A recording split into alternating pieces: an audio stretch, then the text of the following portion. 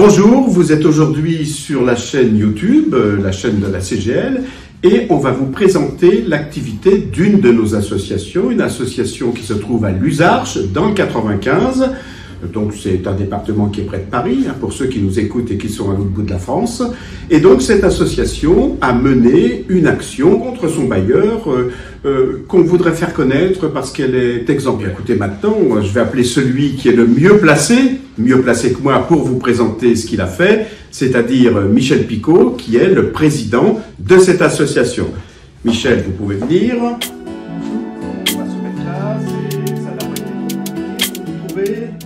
Non. Bon, alors, explique-nous, Michel, ce qui s'est passé un peu avec le bailleur. Alors, Emmaüs a mis niveau des charges et contrôle de charges. Tous les ans, on trouvait qu'il nous facturait trop de charges. Oui, alors, ce que j'explique un petit peu, les charges, c'est quoi, etc.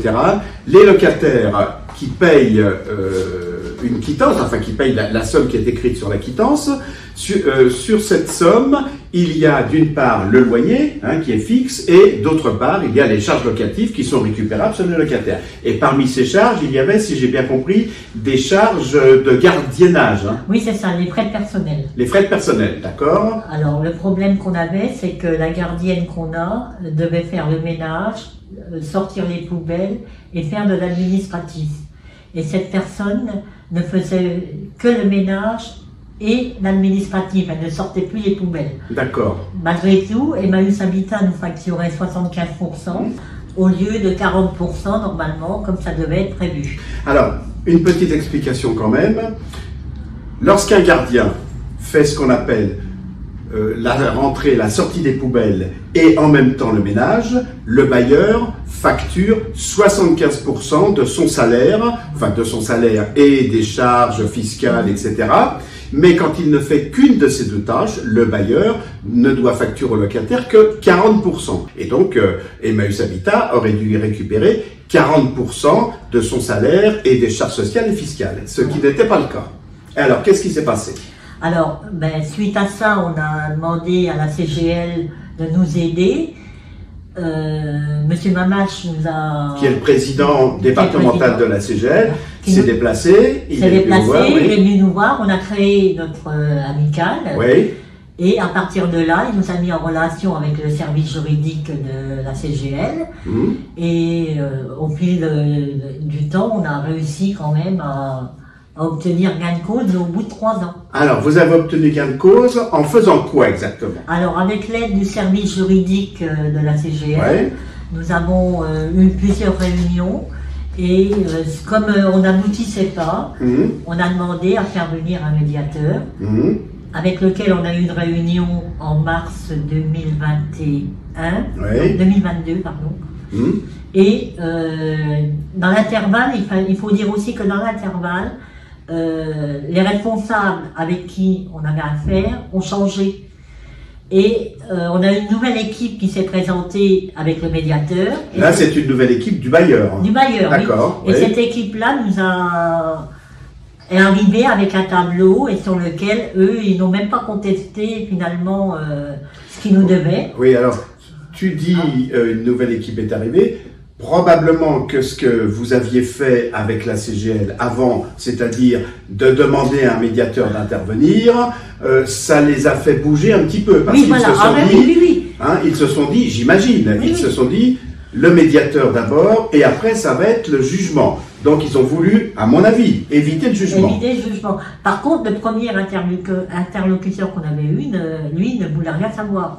Donc heureusement, la chance qu'on a eue, c'est qu'il y a eu un changement de responsabilité, et puis cette personne-là a bien compris le problème, mais bon, je pense qu'ils avaient quand même dû travailler de leur côté aussi avant. Oui, et puis ils se sont dit, attention, on va aller au tribunal. Oui, je pense qu'il y a quelque chose. Oui, parce que c'était la dernière chance qu'on leur avait donnée.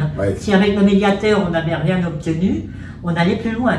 Et alors, ils étaient d'accord, avant d'aller plus loin, pour vous rembourser, etc. Alors, oui, au début, on était parti sur une somme de 21 000, après on est monté sur une somme de 23 000. D'accord. Voilà. Donc 23 000 pour l'ensemble des locataires de la résidence. Pour 48 logements de la résidence. D'accord. Par rapport à un mois de loyer, ça fait quoi par locataire? Si je compare mon loyer à moi, ça nous fait à peu près 1 mois et demi de loyer en moins. Bon, bah, c'est intéressant, hein, surtout si ça arrive, c'est arrivé à quel moment de l'année? C'est arrivé au moment des vacances, quoi. Bon, bah, ça permet de faire un peu plus de dépenses pendant les vacances. Bon, bah, c'est intéressant. Voilà. Et donc là, c'est un bon exemple d'une association qui est affiliée chez nous, à la CGL, et qui défend ses droits, toute griffe dehors. Oui, voilà. Oui. Et surtout, dès qu'on a un problème ou quelque chose, on appelle soit M. Mamache, le responsable, soit la personne du service juridique, avec qui on a de très bons contacts et on n'a aucun problème. On a une réponse en principe dans la journée.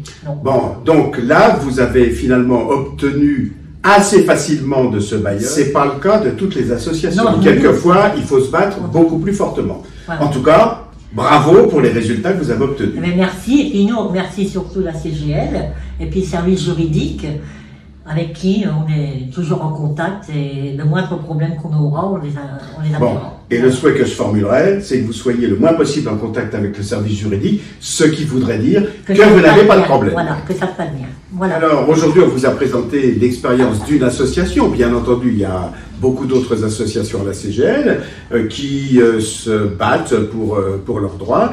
Et donc, le message que j'ai envie de vous transmettre, eh bien, c'est tout simplement de vous abonner sur notre chaîne YouTube et puis comme ça, eh bien, régulièrement, vous aurez des informations sur la manière dont les locataires, mais aussi les copropriétaires, mais aussi les accédants à la propriété, se battent pour obtenir des avancées et pour la défense de leurs droits.